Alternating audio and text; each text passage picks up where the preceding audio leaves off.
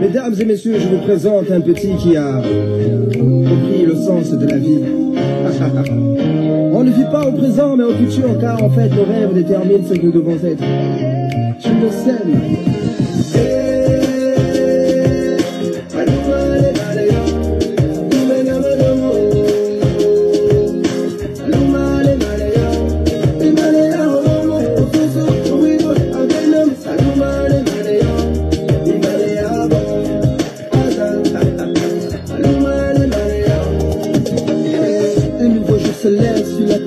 Je vis des frères et des sœurs descendre dans nos rues, fêter la liberté. Il paraît que mon ami n'a pas été réélu. Fini 50 ans de règne, fini la dictature. Je vis de la fierté chez nos pères, la joie chez nos mères, et l'espoir renaître chez nos frères et sœurs. Fini les crimes rituels, fini la gabegie, fini les fausses promesses, c'est une nouvelle ère.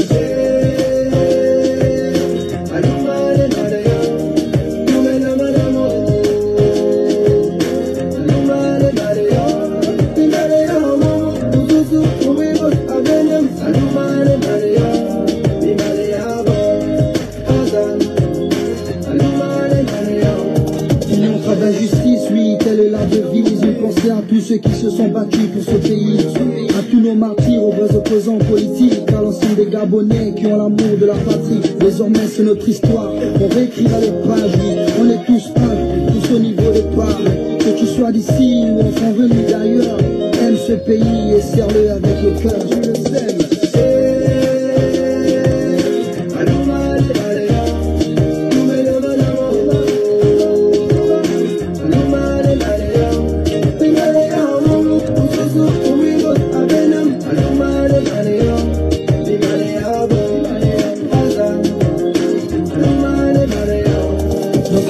Les citoyens sont tous rois, riches ou pauvres, on a tous les mêmes droits.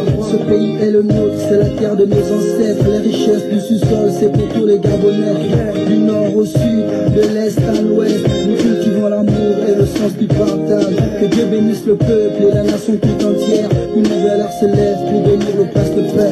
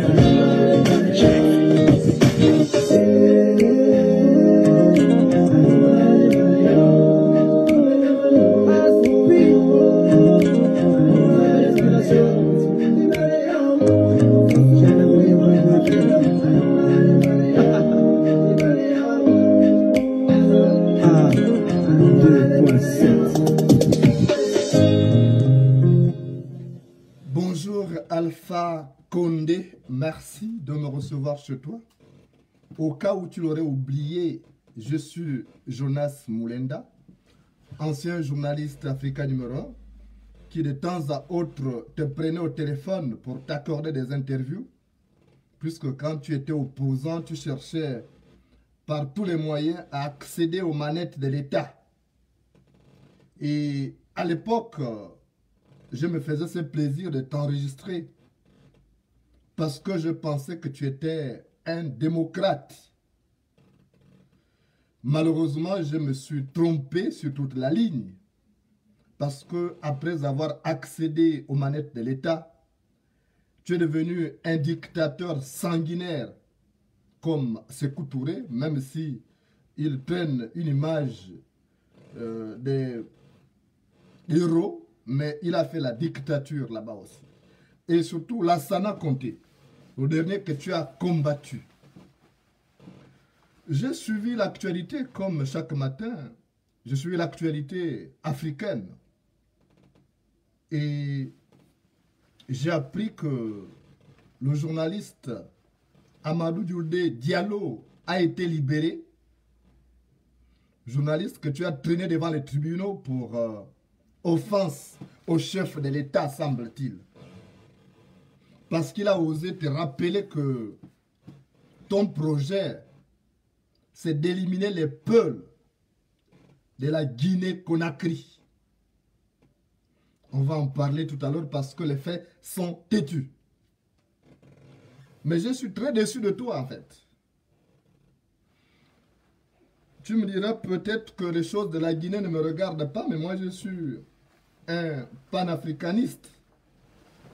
Et aujourd'hui, le monde est un village planétaire.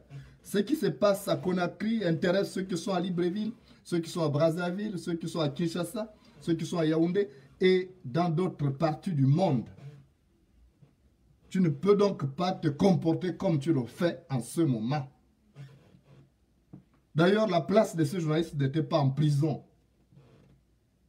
Amadou Diallo n'avait pas sa place en prison.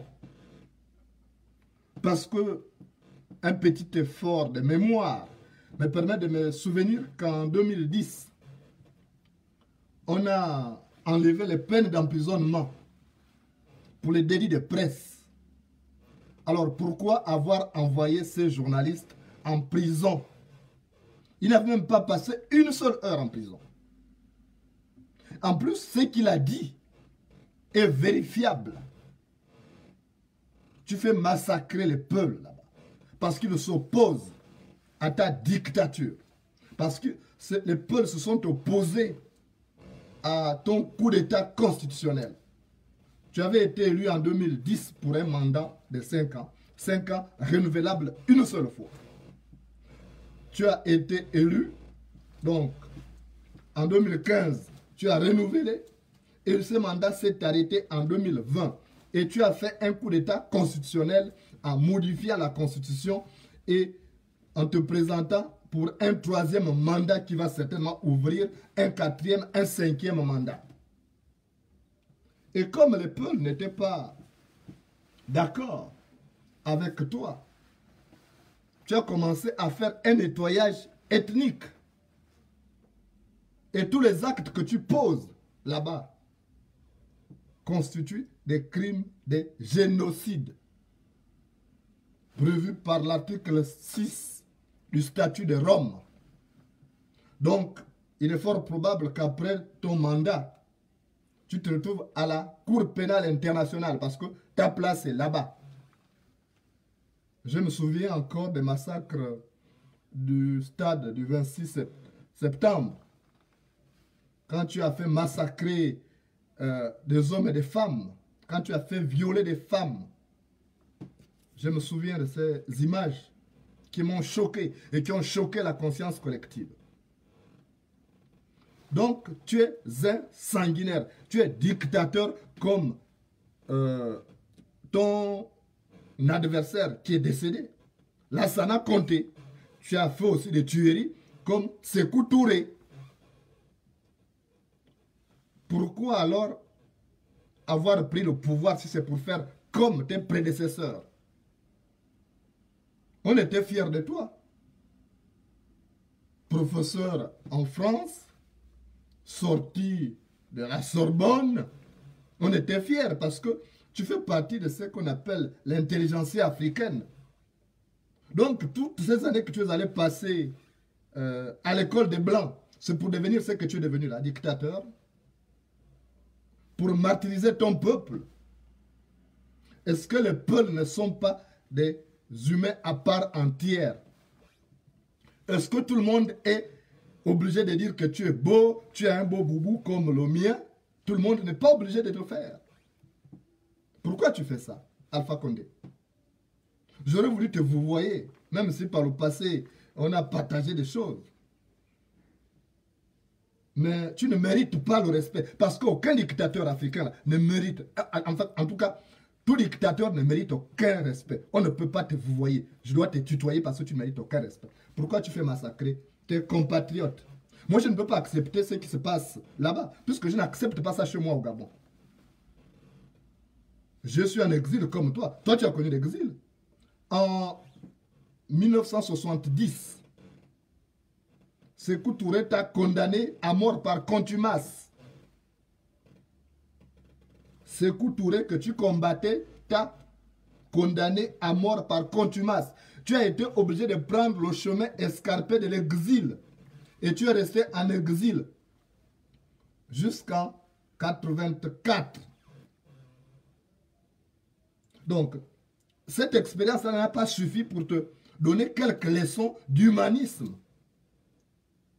Donc, pendant que tu es resté en exil, là, ça t'a fait plaisir d'être éloigné, d'être privé de ta liberté, d'aller en terre ancestrale. Ça ne t'a pas fait réfléchir. Tu étais président de l'Union africaine. Mais tu poses des actes qui sont même contraires au statut de l'Union africaine. Pourquoi tu fais ça? Pourquoi tu fais ça? Le journaliste que tu as envoyé en prison là, il a menti. Qu'est-ce qu'il n'a pas dit qui n'est pas vrai? J'aimerais savoir qu'est-ce que Amadou Diallo a fait, a dit qui n'est pas vrai. On sait que lorsque tu as commencé ton projet de coup d'État constitutionnel, il y a des gens qui t'ont conseillé d'éliminer les Peuls qui étaient réfractaires à ton coup d'État constitutionnel. Je me souviens d'abord d'un certain Amadou Damoro Kamara et le colonel Moussa Tiegboro qui t'avaient conseillé de faire venir à Conakry le colonel Claude Pivi pour te dire, de lui dire de ne pas s'opposer au massacre de ses composantes. Et après, tu l'as fait. Tu as fait massacrer les Peuls. Tu as fait massacrer les Peuls. Donc, pourquoi? Qu'est-ce que ces journalistes-là dit qui était grave, qui était faux? Mais tu n'aimes pas la vérité parce que tu es un dictateur.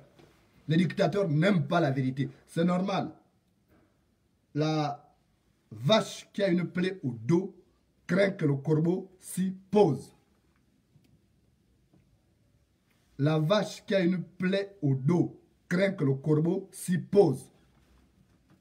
Comme tu traînes de casseroles, comme tu sais que tu as des tares, tu n'aimes pas que les gens s'intéressent à toi. Et pourtant, je me souviens avec plaisir. Comment tu nous appelais, tu nous harcelais Africa numéro 1 chaque soir pour dire je veux m'exprimer par rapport à l'actualité. Je voudrais faire une interview. Mais ce sont les journalistes là qui t'ont permis de devenir ce que tu es devenu. Ils ont façonné ton image. Moi, je ne comprends pas. Donc, tu as pris le pouvoir pour faire comme tes prédécesseurs, pour faire comme eux, ou bien pire comme eux. Pire qu'eux. C'est quand même étonnant, tu as quel problème? Qu'est-ce qui n'a pas marché chez toi? Alpha Condé. Qu'est-ce qui n'a pas marché chez toi? Tu fais honte à l'Afrique. Quand j'ai vu ces images-là, de tes premières tueries, j'ai dit merde. Je me suis trompé sur cet homme que j'appréciais, que je respectais et que je prenais avec plaisir au téléphone pour enregistrer ses propos et diffuser dans les différentes éditions d'information. Je me suis dit, je me suis trompé sur ce type. Parce que tu es comme tes dévanciers. Tu marches dans le sillage de Lassana Conté. Donc il avait raison de te châtier finalement, avec un peu plus de recul.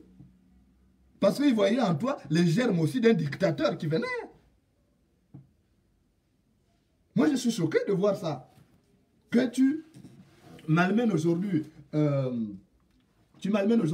les gens les Peuls en Guinée forestière, parce que les gens sont opposés à toi. Moi, j'aime ce pays. Le boubou que je porte là vient de là-bas. C'est une amie qui m'a offert ça, qui m'a acheté ça là-bas.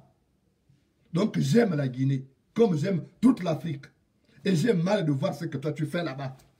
Parce que je n'accepterai ça dans aucune partie de l'Afrique, encore moins du reste du monde. tu as été un grand opposant historique. Je t'ai connu avec les autres, Siradou Diallo, mon ex-collègue, mon défunt collègue. C'est quelqu'un que j'aimais bien. Peut-être lui, il aurait été un bon président par rapport à toi. Parce qu'il avait plus d'humilité que toi. Mais toi, tu joues aujourd'hui à la pintade orgueilleuse. J'ai vu l'interview que tu as accordée à France 24 et RFI. Comment tu parlais avec arrogance. Parce que tu es devenu président. Mais tu oublies que demain, tu ne seras plus là. Avant toi, il y a eu les Sékou Touré, il y a eu la Sana Conté. La Sana Conté qui pensait que le pouvoir était sa propriété. Mais il est mort comment? Il est mort comment? Pourquoi vous faites ça? Vous êtes dans l'opposition, vous cultivez des bonnes valeurs, vous vous proclamez comme des guérisseurs, des cruels, et une fois que vous arrivez au pouvoir, vous devenez pire que vos adversaires. Mais c'est une honte. Tu prends un journaliste, tu le jettes en prison. En plus, en dehors de cela, il doit te payer 5 millions de francs guinéens. Ça fait environ 420 euros. Tu fais quoi avec ça? L'argent que tu pilles déjà dans les caisses de l'État, de la Guinée, là. Ça ne suffit pas. 420 euros qu'il doit te verser. D'abord, lui-même, il gagne combien? Je sais qu'en Afrique, les journalistes tirent le diable par la queue. Mais il doit te verser encore 5 millions de francs guinéens, donc 420 euros. C'est pour faire quoi? Tu vas acheter quoi avec ça? L'argent que tu gagnes déjà en tant que président de la Guinée-Conakry, ça ne suffit pas? L'histoire des diamants que le trafic de diamants et autres, à Forêt-Carré, à autres, tout ce que tu fais là comme pratique, on sait. Donc cet argent ne suffit pas. Il faut que tu demandes encore à un journaliste que tu as jeté en prison et te verser 420 euros. Donc tu es aussi petit. Finalement, ce sont tes diplômes et ton statut de président qui te donne un semblant de personnalité. Mais en réalité, tu n'es que très peu de choses. Moi, ça ne m'étonne pas. Parce que les plumes cachent la maigreur de la poule. Les plumes cachent la maigreur de la poule. Tu ne vaux pas grand-chose. Et tu nous l'as démontré. Qu'une fois que tu es arrivé au pouvoir, là tu es content, tu as les joues maintenant et tout. C'est bien. Mais où sont les valeurs que toi tu défendais? Tu as poussé beaucoup de personnes à te suivre dans ces combats. Mais tu fais pire que tes adversaires d'hier.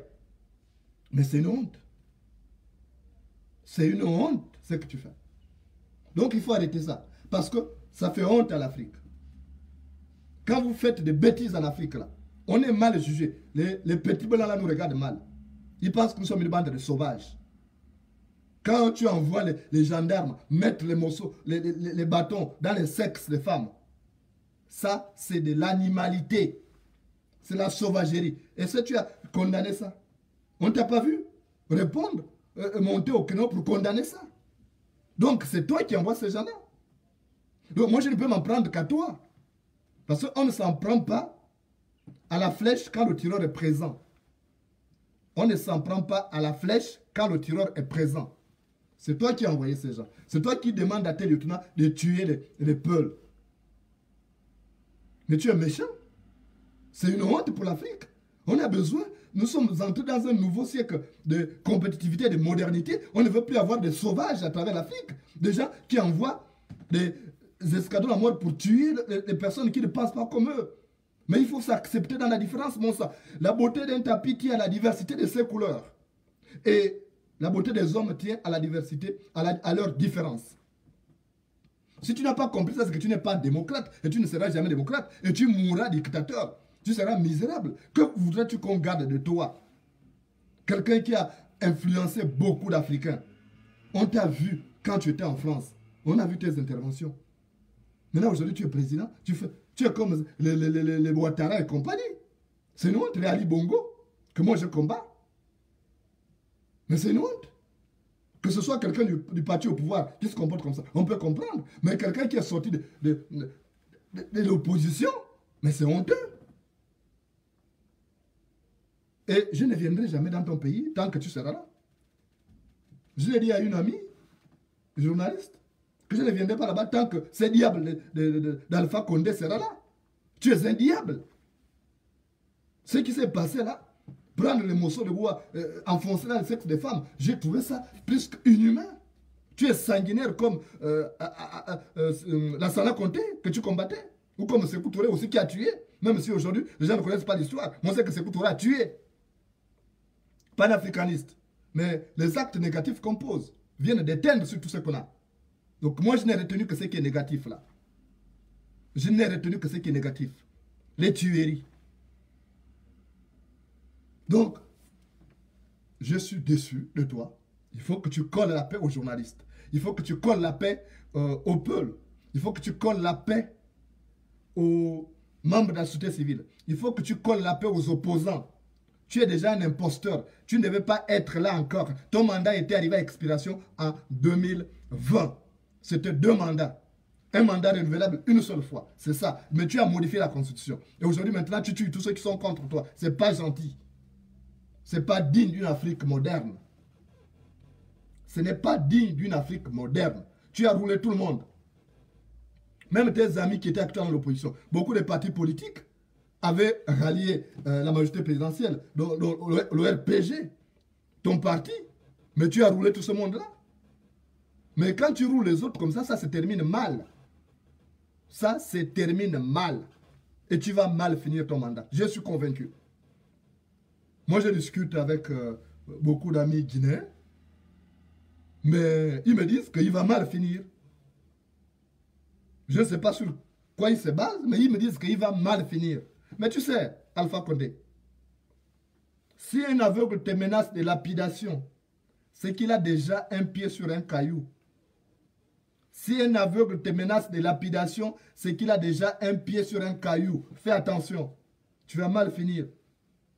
Tu as vu comment les autres dictateurs ont fini, et toi tu devrais faire attention. On dit si la barbe du voisin prend feu, trempe la tienne dans l'eau.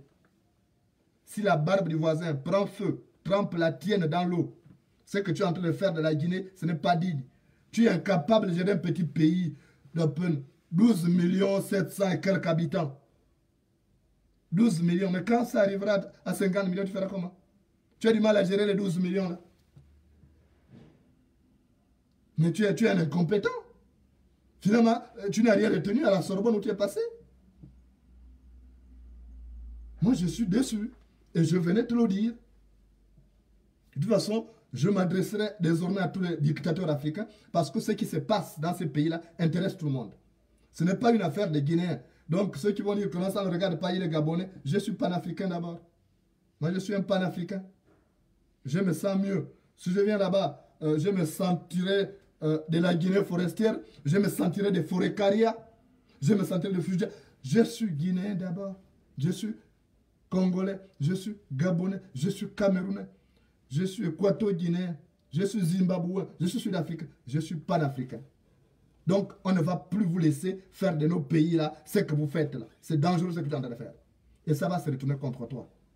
Parce que le piège du malchanceux n'attrape que son chien. Le piège du malchanceux n'attrape que son chien. Toi, tu avais été élu député. Tu avais été élu député.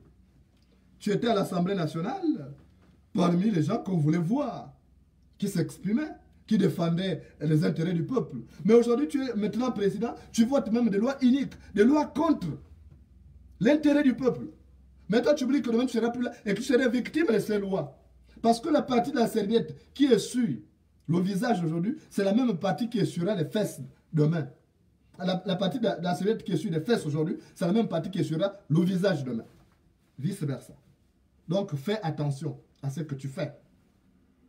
Je veux que tu colles la paix au peuple. Ils n'ont rien fait. Ce sont des humains à part entière. Ils ne méritent pas le traitement que tu leur réserves. Je me suis indigné aussi de ce qui s'est passé au Mali. On combat les peuples dans le nord. J'ai mal de voir ça.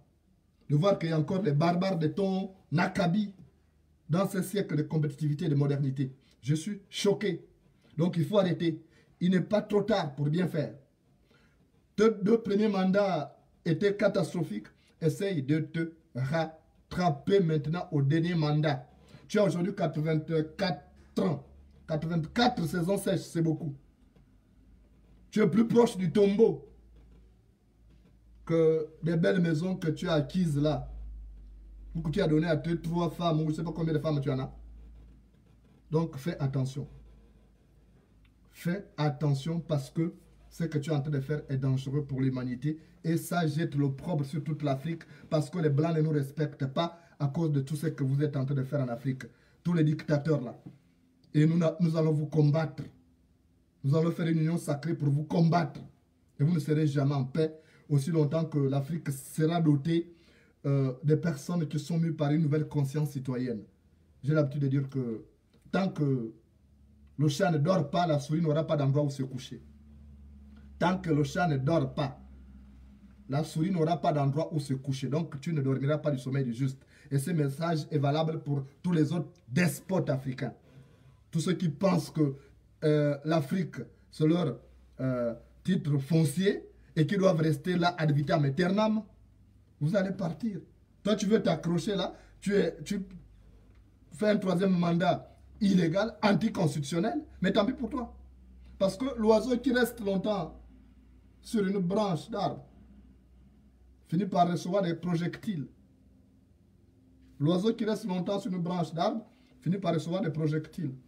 Donc, tu gagnerais gros à préparer ton départ maintenant, à assainir le climat, à instaurer un vrai dialogue social en Guinée, à unir toutes les forces vives de la nation.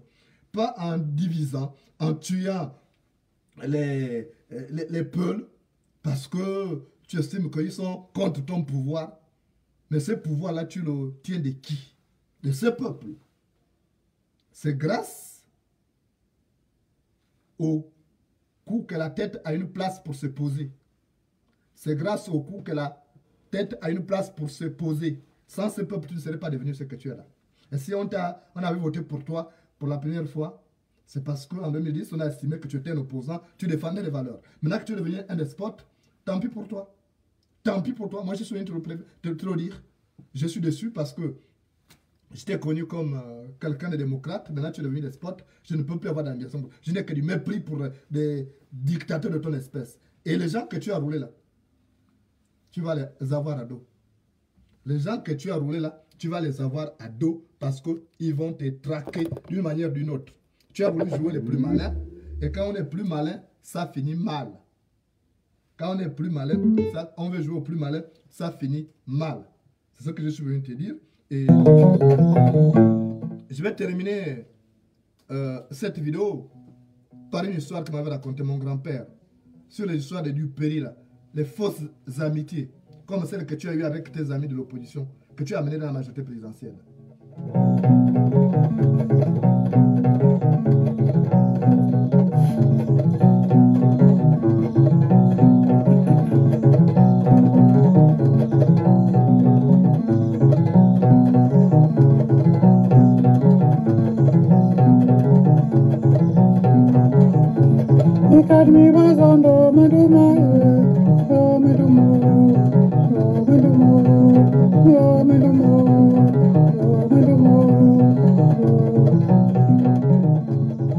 Alors, mon cher Alpha Condé, dans un village, il y avait un homme.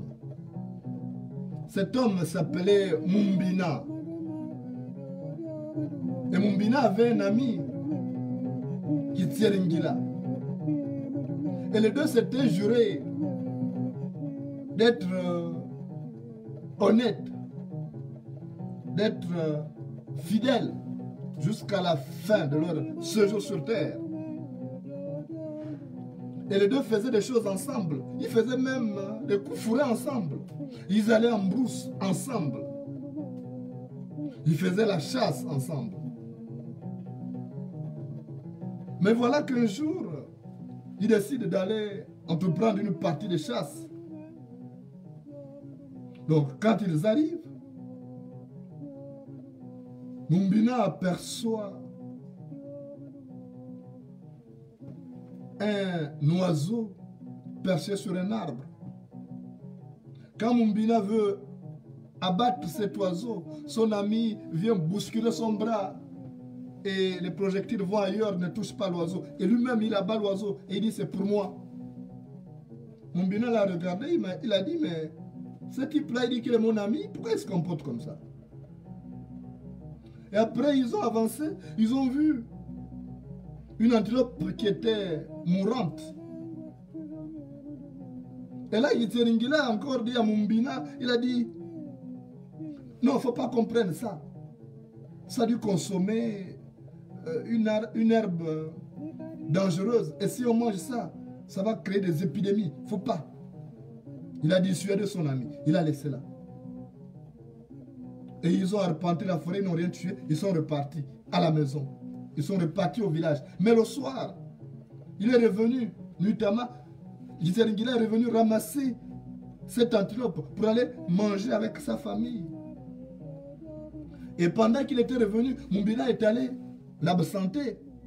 Et sa femme lui a dit qu'il est reparti en brousse. Et Mumbina a découvert qu'il était reparti prendre cette antilope qu'il avait pourtant dit contaminée. Et chaque fois, c'était là du péri. Maintenant, une autre fois, Mumbina avait marre de cette trahison, cette traîtrise, de cette félonie. Il a dit, mais celui-là, il a dit qu'il est mon ami. Mais pourquoi il se comporte comme ça? Il dit, ok. Et il va en brousse pour une autre partie de chasse. Malheureusement, ces jours, ça se passe mal. Parce que un python est venu attaquer Yitseringila et a commencé à le tirer vers la rivière.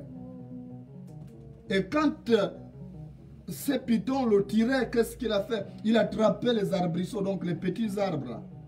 Il attrapait. Et Mumbina venait chaque fois avec le couteau pour couper. Il dit, allez, il coupait l'arbre. Et puis, il continuait à progresser avec le python vers la rivière. À chaque fois qu'il attrapait un arbrisseau, Mumbina dit, allez, tu es trop, vas-y. Il disait au python, amène-le, il est trop.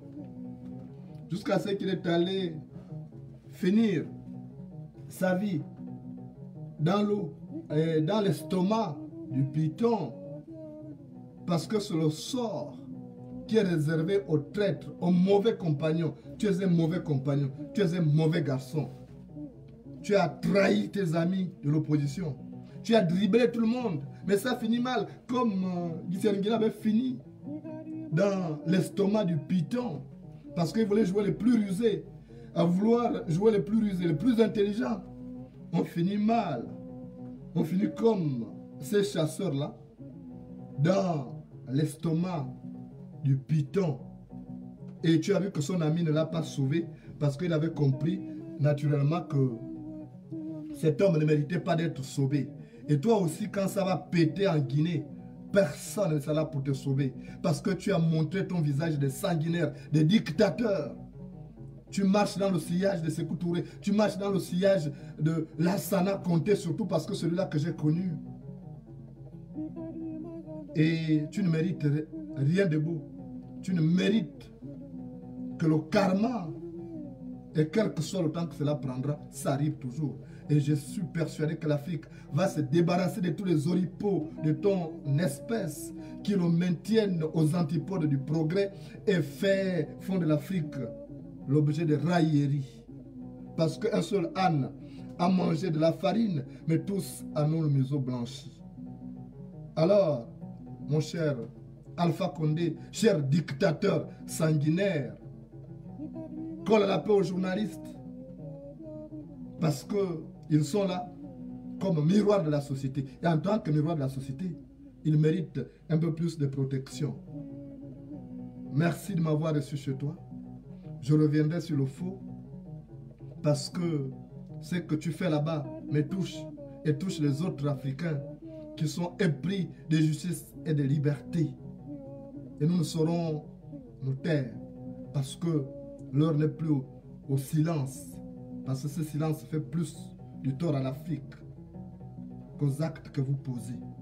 Merci de m'avoir reçu chez toi et à très bientôt.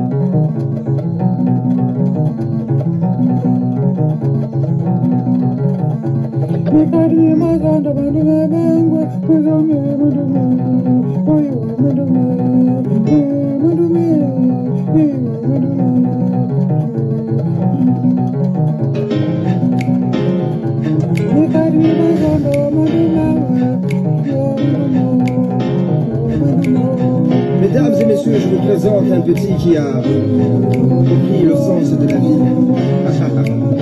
On ne vit pas au présent mais au futur, car en fait le rêve détermine ce que nous devons être. Je le sais.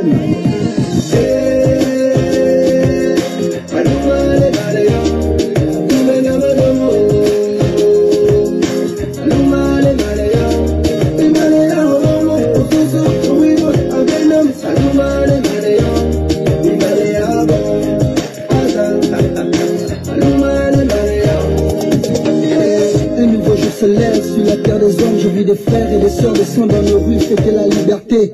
Il paraît que mon ami n'a pas été réélu. Fini 50 ans de règne, fini la dictature. Je vis de la fierté chez nos pères, la joie chez nos mères, et l'espoir renaître chez nos frères et sœurs. Fini les crimes rituels, fini la gabegie, fini les fausses promesses, c'est une nouvelle ère.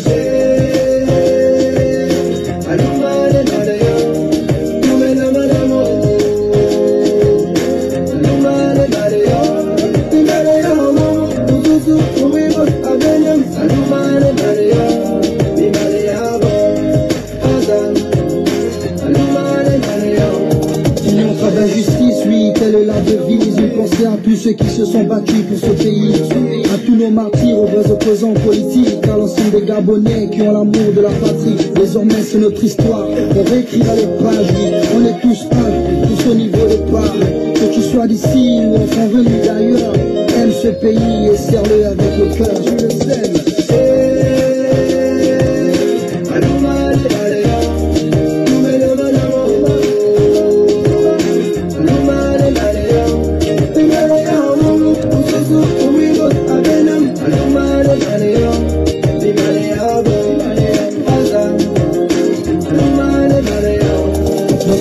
Les citoyens sont tous rois, riches ou pauvres, on a tous les mêmes droits. Ce pays est le nôtre, c'est la terre de nos ancêtres. Les richesses du sous-sol, c'est pour tous les Gabonais. Du nord au sud, de l'est à l'ouest, nous cultivons l'amour et le sens du partage. Que Dieu bénisse le peuple et la nation tout entière. Une nouvelle ère se lève pour bénir le place de paix.